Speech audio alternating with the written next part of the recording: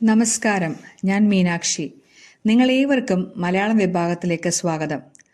നമ്മുടെ നാടിൻ്റെ കലയും സംസ്കാരവും സാഹിത്യവും സമന്വയിക്കുന്ന ഗൃഹാതുര സ്മരണ ഉണർത്തുന്ന ഒരു അനുഭവമാണ് ഇവിടെ ഞങ്ങൾ ഒരുക്കിയിരിക്കുന്നത്.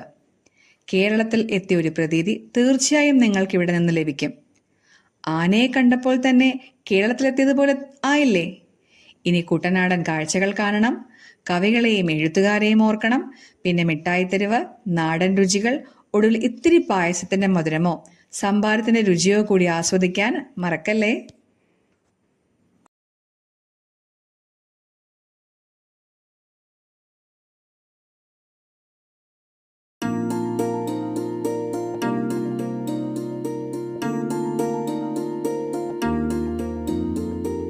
ശ്യാമസുന്ദര കേദാരഭൂമി